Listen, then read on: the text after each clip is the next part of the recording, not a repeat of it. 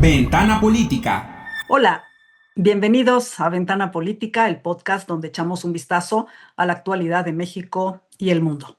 Yo soy Verónica Ortiz y en este episodio vamos a hablar de un fenómeno que está marcando nuevas tendencias y nuevas formas de encarar la violencia y los temas de seguridad pública, sobre todo en América Latina. Vamos a hablar de las megacárceles y del auge del modelo de mano dura en contra del crimen organizado. Ante el cansancio social por la violencia y el crimen, muy entendible por parte de las sociedades, países como El Salvador, Ecuador o Colombia, entre varios otros, exploran estrategias basadas en la detención y el confinamiento masivo y penas severas. Si bien estas medidas generan, sí, un impacto en la realidad y una alta percepción favorable en la población, también abren un intenso debate sobre su sostenibilidad a largo plazo y los límites del Estado de Derecho, la erosión democrática, la protección de derechos humanos, muchas cuestiones que vale la pena analizar. Y para esto me acompaña hoy y me da mucho gusto darle la bienvenida a Emiliano Polo Anaya. Él es abogado, especialista en Derecho Internacional, Seguridad y Diplomacia y además es asociado del Consejo Mexicano de Asuntos Internacionales, COMEXI. Emiliano, bienvenido a Ventana Política. Gracias por estar aquí. Muchas gracias por la invitación, Verónica, encantado. Oye, decía yo al principio justo de esta realidad, o sea, no podemos empezar una plática sin hablar de efectivamente lo que está generando ya no solo la idea o la propuesta, sino la puesta en acción de esta mano dura contra la delincuencia. Y te ponemos el ejemplo paradigmático, ¿no? En El Salvador, que era un país de extrema violencia, llevan 4 años en un estado de excepción solicitado por el presidente Bukele, autorizado por la Asamblea Legislativa, y las cifras, pues sí, la verdad es que son espectaculares. Hay una disminución histórica de los homicidios, casi 1,500 días sin asesinatos violentos, ¿no? Dolosos. Se han desarticulado pandillas, especialmente la muy temida Mara Salvatrucha. Se han recuperado espacios públicos y la población puede salir a las calles y se siente segura nuevamente en sus comunidades. ¿Se puede hablar de un éxito rotundo del modelo Bukele? Gracias, Verónica.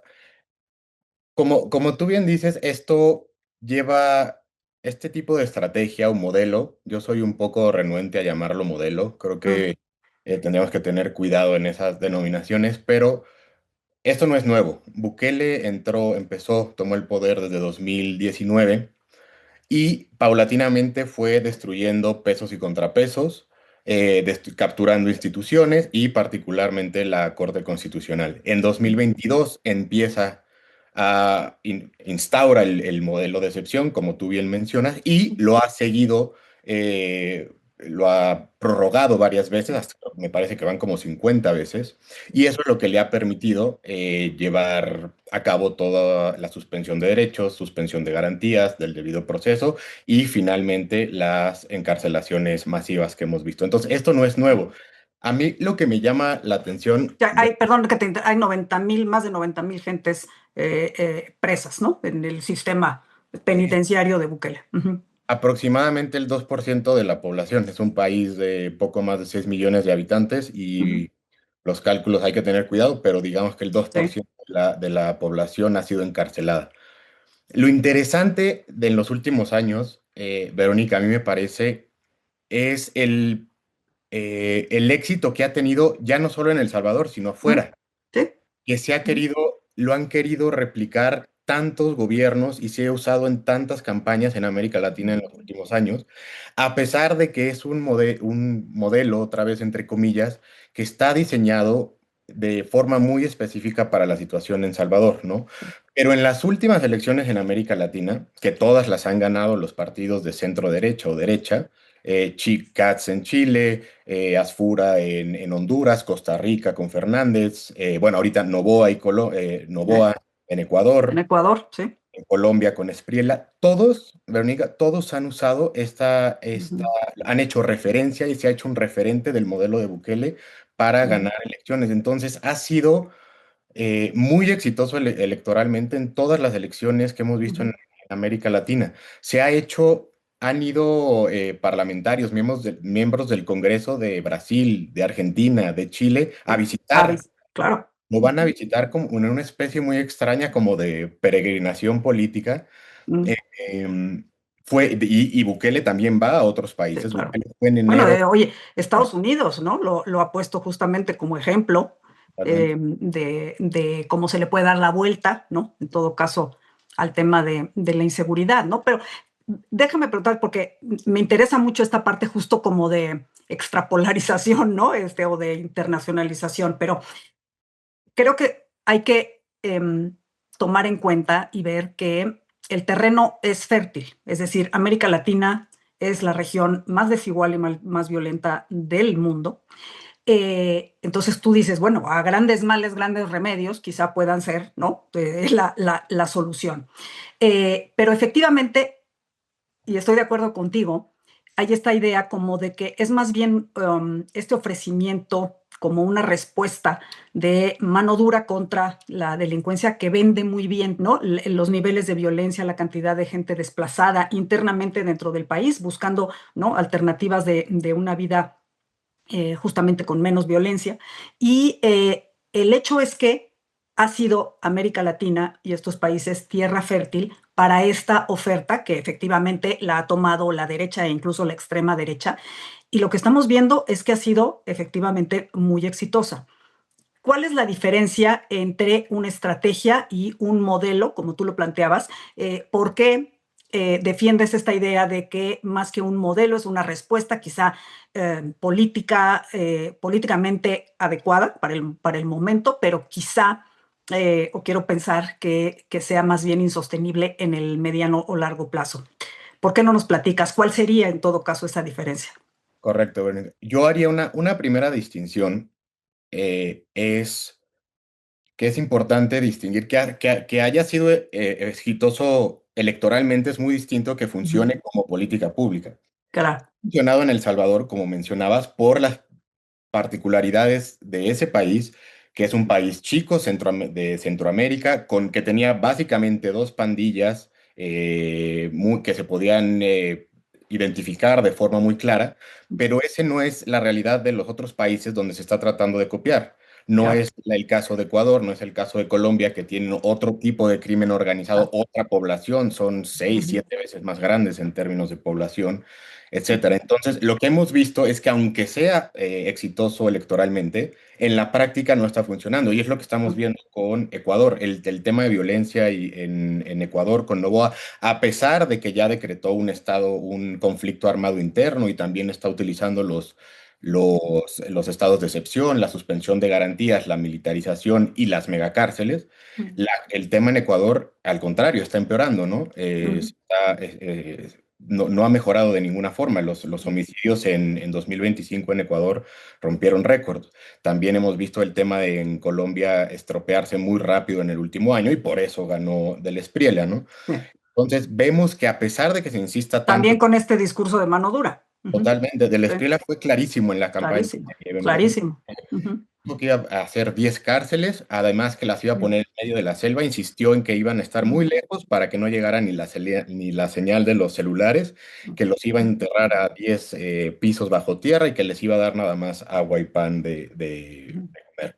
Y ganó, pero lo que hemos visto es, al igual que en Ecuador, que son condiciones muy distintas y que va a ser, a mí me parece, muy difícil que esto tenga éxito más allá de la etapa electoral. Y ya hay antecedentes, Verónica, por ejemplo, Xiomara Castro en Honduras en En Honduras. Ujú. 2004 eh, propuso y defendió mucho el modelo de las megacárceles, ¿no? Y encarceló a muchísima gente en 2024, me parece, cerca de 30.000 personas.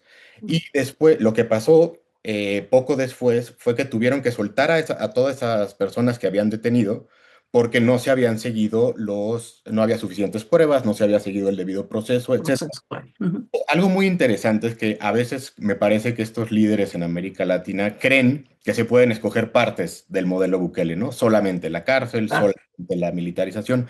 No, la encarcelación de Bukele fue fue la última etapa de un proceso que ya venía mucho antes de sí, destrucción institucional. sí. Entonces, Bukele destruyó la Corte Constitucional, Ujú. destruyó o amenazó a la prensa, militarizó al país y después se encarceló. Entonces, es lo que hemos visto también con Novo en Ecuador, que quiere encarcelar y no le salen bien las cosas porque la Corte Constitucional también le ha puesto algunos Por límites supuesto. al tipo de medidas que quiere llevar a cabo. Entonces, lo Sí, que yo quiero dejar un poco sobre la mesa es que no es un modelo que uno puede escoger, ¿no? De escoger por partes, tomar una parte, esta parte me gusta, esta no. ujú. No, aquí digamos que el orden de los factores sí Sí, afecta. el producto, claro. Sí. Exacto. Oye, y además, hijo, me parece interesantísimo y me parece también escalofriante, porque como bien dices, y además la propia geografía y el tamaño que tú dices del Salvador quizá te permita hacer este tipo como de experimentos, ¿no? Pero efectivamente lo que dices tú es que es toda una construcción que se sostiene precisamente en este control de poder, ¿no? O sea, no solo el que tengas el poder ejecutivo, las fiscalías, ¿no? El poder judicial, incluso el legislativo, precisamente, pues para que avalen esta idea.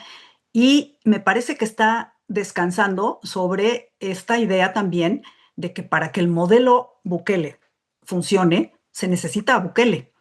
Y Bukele ya se encargó de hacer las reformas necesarias que avaló el Congreso salvadoreño para que tenga la posibilidad de reelegirse indefinidamente y para que coincidan las elecciones presidenciales con las locales, lo cual va a suceder el próximo año, en 2027, y él ya está autorizado para presentarse a las elecciones.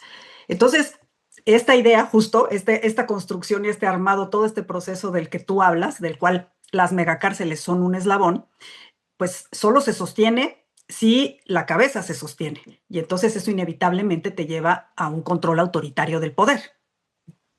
Totalmente, totalmente. Como bien dices, va a haber elecciones, me parece, en febrero del 27. Ya sabemos Ajá. qué va a pasar en El Pues sí. Salvador. Ujú. De un Eh, trámite, ¿no?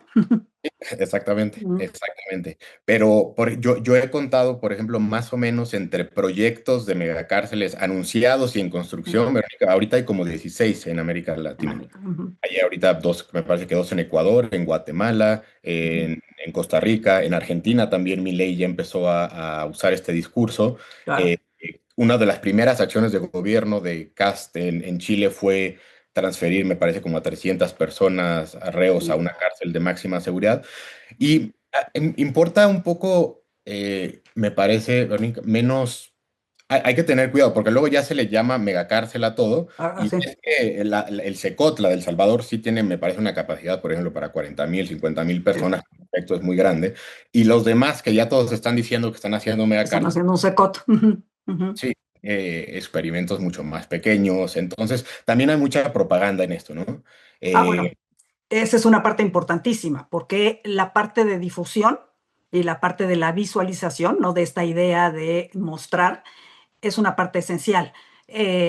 Cuando hablamos del SECOT, que es que incluso está como un centro contra el terrorismo, porque precisamente en esta idea de que ya no son delincuentes, son terroristas, y que a todo el que se parezca, ¿no? Básicamente, porque tenías esta parte visual también que creo que ayuda, ¿no? En este sentido, ¿no? A que pues todos los que tengan tatuajes, por ejemplo, bueno, pues por definición los arrestas y ya después veremos si se pueden hacer los debidos procesos o no, pero mientras tanto, ahí los tienes.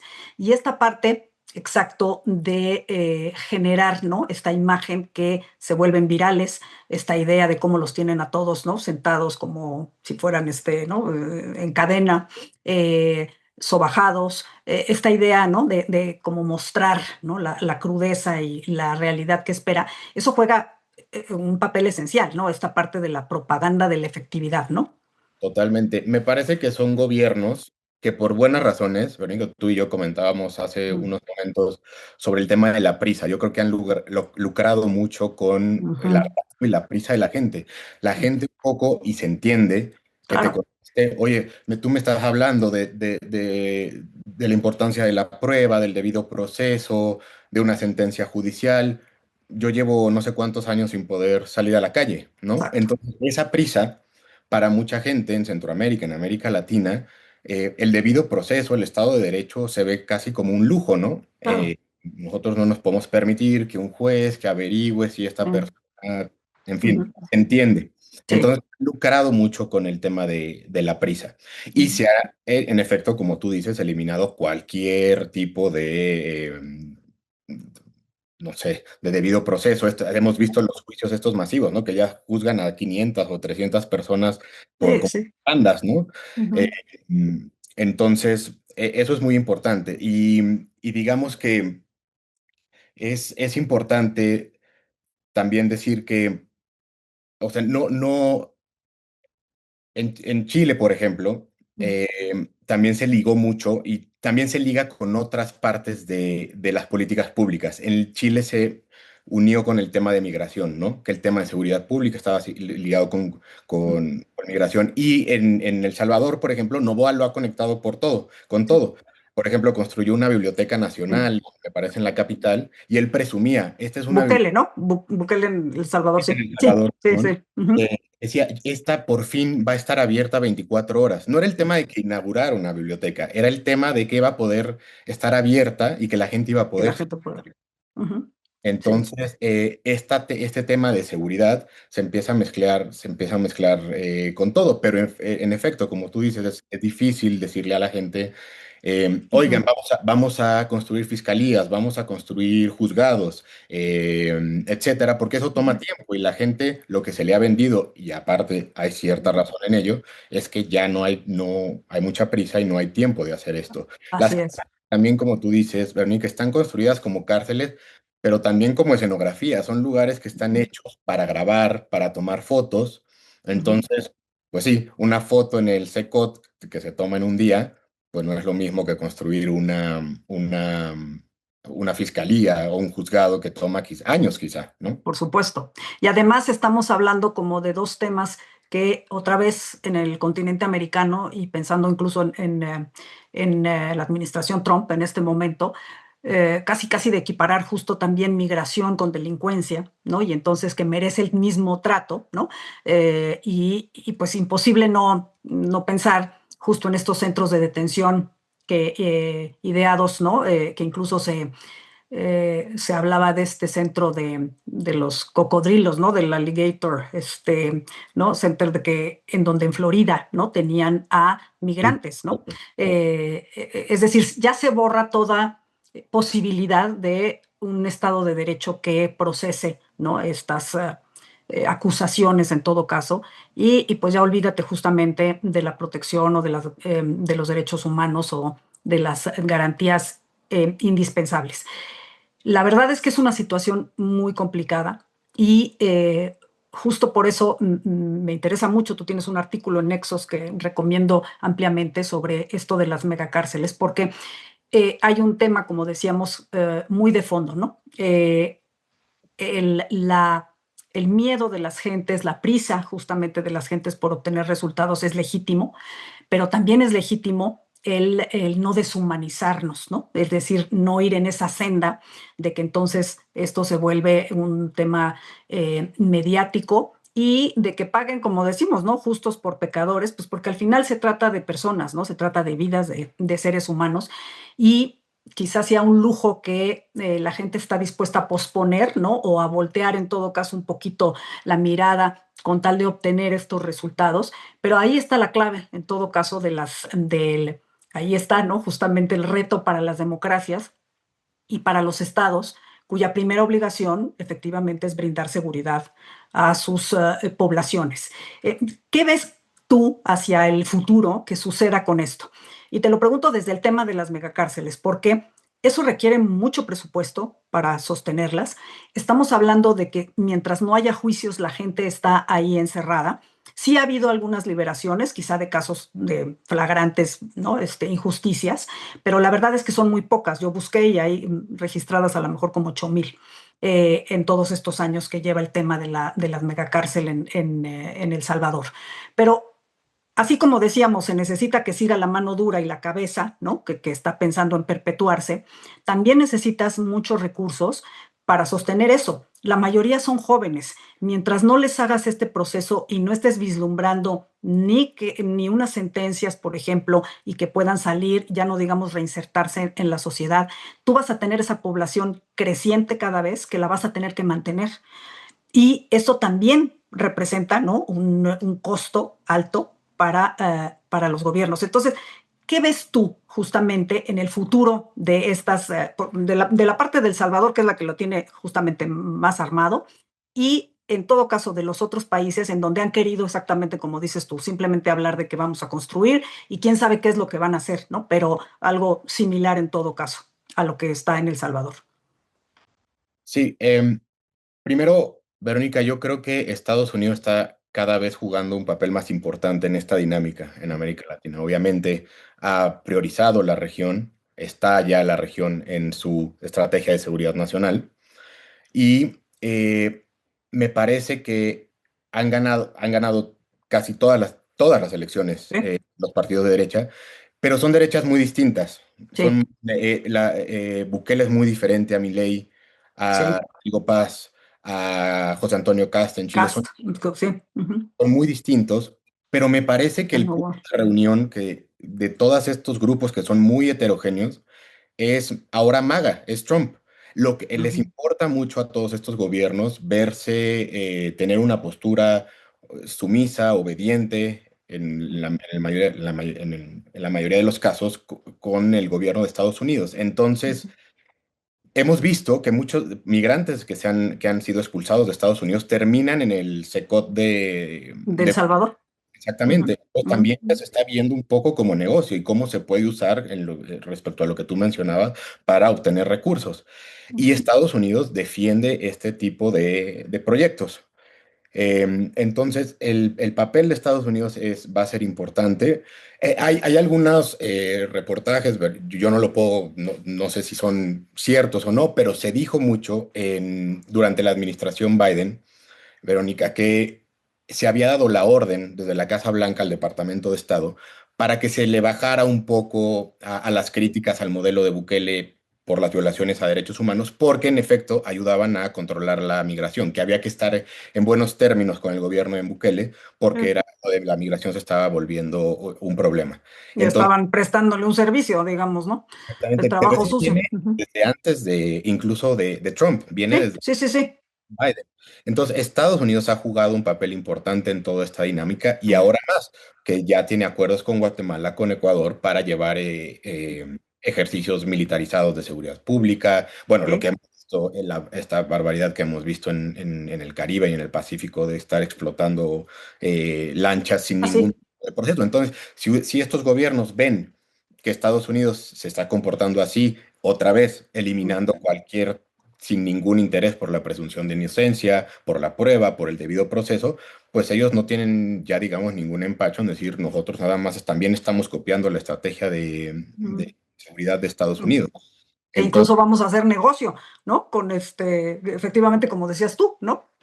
Ujú. totalmente, totalmente. Ujú. Entonces yo creo que en este tema, lamentablemente, están alineados estos gobiernos con estas estrategias con Estados Unidos. Y como decíamos hace un momento, cuando se hace tanto énfasis en la encarcelación, en la encarcelación, en la encarcelación, lo que hace es que se olvida todo lo que hay antes. Antes de una encarcelación debería de haber una investigación, Claro. un juez, un debido proceso. Pero si uno ya llegó al último eslabón de la cadena, pues entonces ¿para qué nos preocupamos por todo lo Sí, demás? por todo lo previo. Ujú. Sí.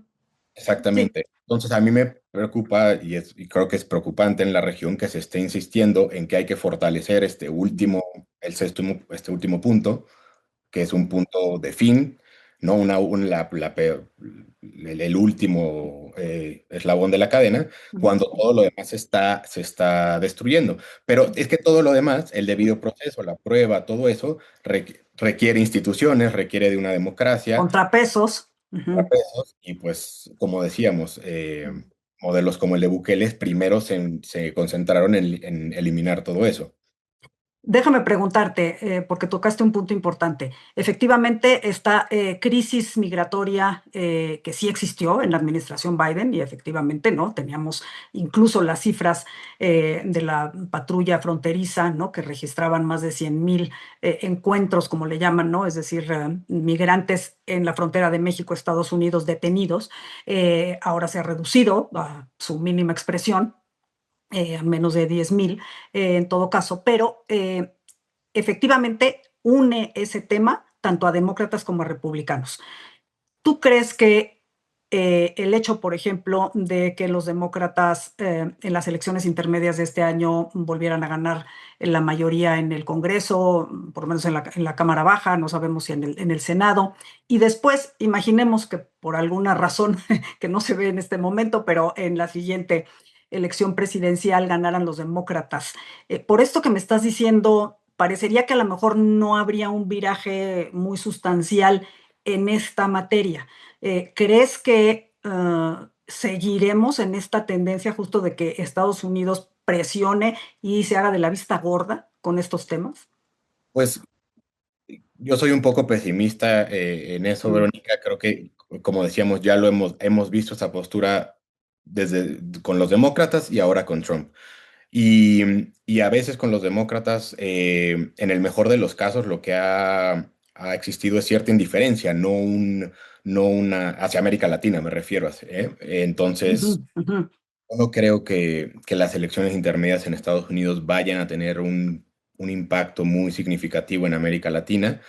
Pues, porque ahorita la región, pues sí existe, aún siendo otra vez gobiernos muy diferentes, aún siendo todos de derecha, pues sí hay cierto péndulo hacia este tipo de políticas públicas que se concentran, que ujú. quieren recuperar control, o al menos así lo dicen, queremos recuperar control de las calles, de la seguridad, de la economía. Ese es el Sí, discurso que tienen en América Latina. Y a ver, y es interesante, yo creo que muchos de estos gobiernos son más débiles en América Latina de lo que parecen. Si sí. uno ve con cuidado cómo acabaron las elecciones, las dos últimas, en Perú En y en Perú, sí, las dos se ganaron por menos de un punto porcentual. En sí, Colombia fueron, me parece que ujú, 250,000 votos y sí. en No, en 45. Perú Y, todavía menos. Ajá. y si Ujú, uno ve los mapas, ya cómo se distribuyó la elección, son países muy divididos. Está la parte azul y la parte roja, ¿no? Es como ujú, entre izquierda y derecha. Entonces, también me parece que estos gobiernos del Espriella, Keiko Fujimori, ujú, etcétera, van a tener problemas también o cierta oposición en el Congreso, porque son congresos muy divididos, muy polarizados, y no van a poder llevar a cabo todos estos ujú, planes de mano dura respecto a seguridad como ellos quieren. Lo dijo mucho Keiko Fujimori en su campaña, decía, Bukele construyó sus cárceles en 8 meses, nosotros antes tenemos que apurarnos, vamos a apurarnos. lo vamos a hacer rapidísimo. Claro. A mí me parecería muy extraño que lo logre hacer y que lo logre hacer más rápido que Bukele. Igual en Ecuador, ¿no? Sí. Me parece que una ya la terminaron, una de las cárceles y otra está en construcción. En fin, pero no es tan fácil. Una cosa es la campaña y cómo se promete y Ujú, otra cosa es que claro. lo puedan llevar a cabo. Entonces, en Estados Unidos yo no veo un cambio y en América Latina creo que va a haber un poco de oposición por la fragmentación de los congresos y de los legislativos. Y vamos a ver qué pasa ahora con Brasil. También Ah, eso va. bueno.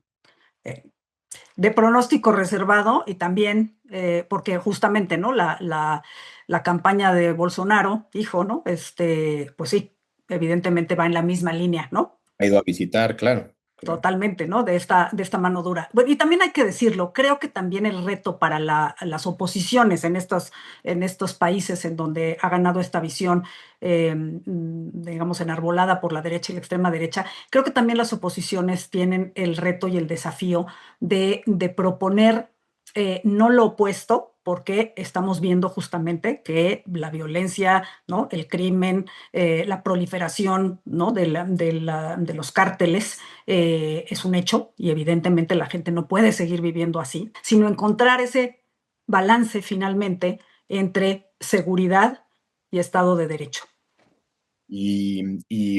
ver exactamente como tú dices, ver qué no funcionó. Parte del Exacto. en Colombia del Espriella fue atacar y criticar e insultar a los procesos de paz que llevó a cabo el gobierno de Petro. Entonces, Sí, vamos a ver qué reacción tiene la derecha, o el centro izquierda, perdón, el el, centro el izquierda. centro, sí, centro izquierda, centro derecha, sí, claro. Tienen que separarse de esta, en algunos casos falsa y en algunos casos real, Ujú. vinculación con el crimen organizado, y que han sido muy débiles y condescendientes con el crimen de Sí, por frontera. supuesto, por supuesto. Y pienso en Estados Unidos también cuando tienes estas propuestas de que se acabe la policía, ¿no? Por ejemplo, y que puertas abiertas a todo el que quiere entrar. Bueno, evidentemente, pues eso no va a ser una propuesta realista, ¿no?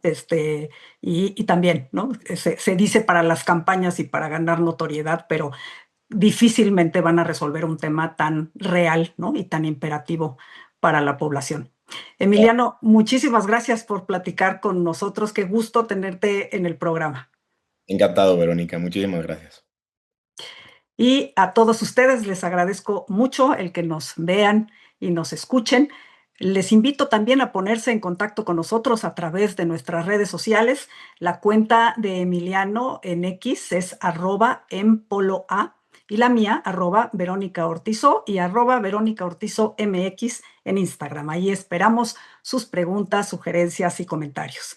Les invito también a que sigan todas las redes sociales del Heraldo Podcast y a que cada semana nos escuchen y nos vean a través de las plataformas de streaming de su preferencia. Hasta la próxima. Heraldo Podcast, un lugar para tus oídos.